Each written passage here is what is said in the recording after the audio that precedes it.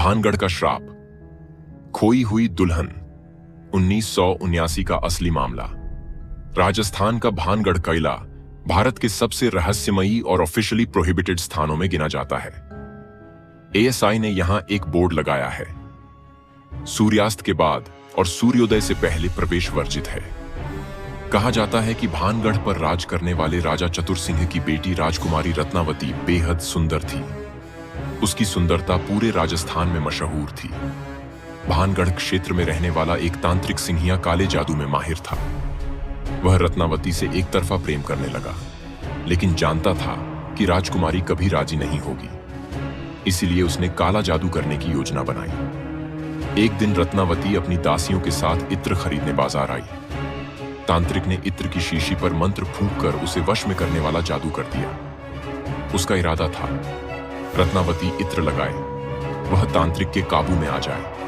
लेकिन रत्नावती ने तांत्रिक की मंशा भांप ली। गुस्से में उसने वह इत्र की शीशी उठाई और किले के पास रखे एक बड़े पत्थर पर फेंक दी। जैसे ही शीशी टूटी, काला जादू उस पत्थर पर असर कर गया और पत्थर अचानक लुढ़कने लगा, सीधे तांत्रिक की ओर। तांत्रिक बच नहीं पाया, पत्थर ने उसे कुचल दिया। मरते समय उसने भानगढ़ पर श्राप दिया, यह शहर बर्बाद हो जाएगा, कोई नई पीढ़ी यहां नहीं बस पाएगी। कुछ समय बाद भानगढ़ पर मुगलों और राजपूतों के बीच युद्ध हुआ। शहर 1500 ईस्वी में बर्बाद हो गया, नष्ट हुआ, लोग मारे गए और पूरा इलाका धीरे धीरे वीरान हो गया। स्थानीय मान्यता कहती है भानगढ़ आज भी उसी श्राप के कारण उजाड़ है और रात में किले में तांत्रिक और रत्नावती की आत्माएं भटकती हैं। किला जहां सूरज ढलते ही मौत जागती है। कहा जाता है कि यह किला दिन में जितना शांत दिखता है, रात में उतना ही जीवित हो उठता है। पत्थरों जैसी दीवारें भी आवाज देती हैं, कभी किसी औरत की सिसकियां, कभी घुंघरुओं की खनक, कभी चलते हुए किसी अदृश्य भीड़ की चहलकदमी। भानगढ़ के आसपास के गांव वाले कहते हैं इस किले में हर आत्मा की एक कहानी है, लेकिन एक आत्मा ऐसी है जिसे आज तक चैन नहीं मिला।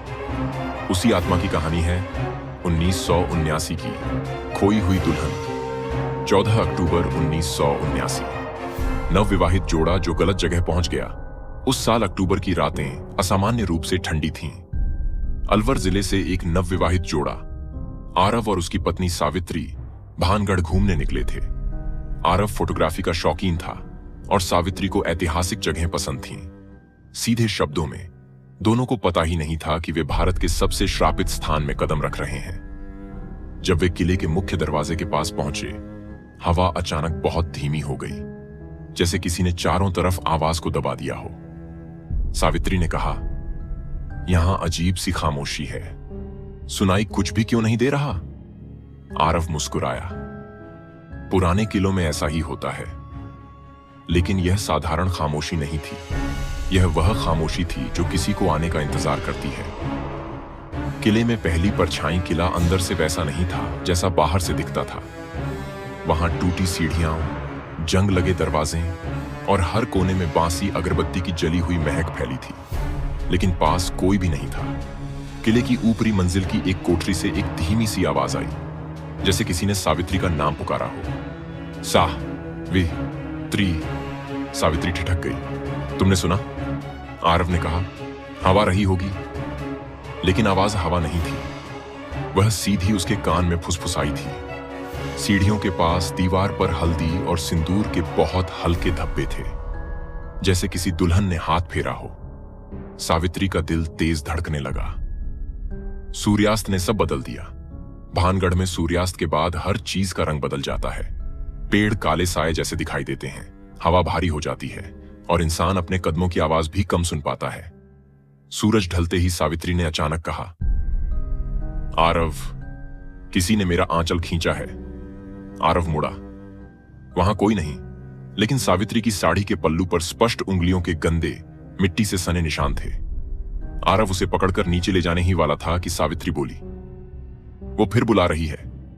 और अगले ही पल सावित्री गायब। कोई चिल्लाहट नहीं, कोई दौड़ते कदमों की आवाज नहीं, बस हवा में उसके कंगन की एक हल्की सी खनक जो खाली गलियारे में गूंजती रही। आरव ने पूरी रात उसे ढूंढा, लेकिन किला मानो निगल चुका था। पुलिस रिपोर्ट और कुमकुम की लिखावट। अगली सुबह पुलिस और स्थानीय लोग किले में पहुंचे। सर्च करते करते वे किले की पश्चिमी दीवार पर पहुंचे, जो आमतौर पर कोई छूता भी नहीं। वहां ताजा लाल कुमकुम से लिखा था, 7 साल की देरी से मिली, पर तेरी ही हूं। और नीचे एक लंबा लाल घसीटा हुआ निशान, मानो किसी को जबरदस्ती खींच कर ले जाया गया हो। लिखावट इतनी ताजा थी कि सूरज की गर्मी में अभी भी चमक रही थी। सावित्री वहां नहीं थी, आरव वहां नहीं था, लेकिन हवा में किसी महिला की मंद सिसकी स्पष्ट सुनाई दे रही थी। 2:04 का भयानक दृश्य आधिकारिक डायरी में दर्ज।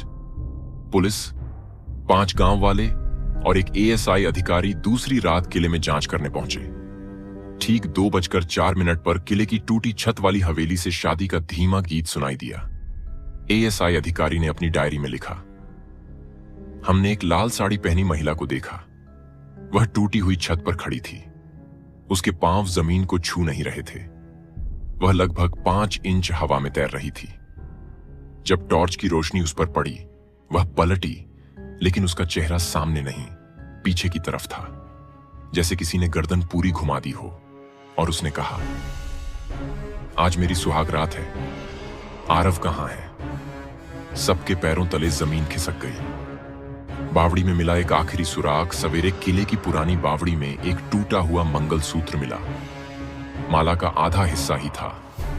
बावड़ी के पानी में एक महिला जैसा साया दिखा, लेकिन पास आते ही गायब। एएसआई की अंतिम रिपोर्ट में सिर्फ एक लाइन लिखी थी, किला उसको जाने नहीं देता जिसे वह चुन लेता है। एरिया को सील कर दिया गया। केस आज तक अनसुलझा है। आरव और सावित्री दोनों कभी नहीं मिले। आज भी गांव वाले कहते हैं, भानगढ़ की उसी बावड़ी के पास जहां यह घटना हुई थी, रात 2 बजे के बाद एक लाल साड़ी में दुल्हन दिखाई देती है। वह मुड़कर कभी चेहरा नहीं दिखाती, बस हवा में झूलते हुए धीरे से कहती है, मैं लौट आई हूं, अधूरा सुहाग पूरा करने।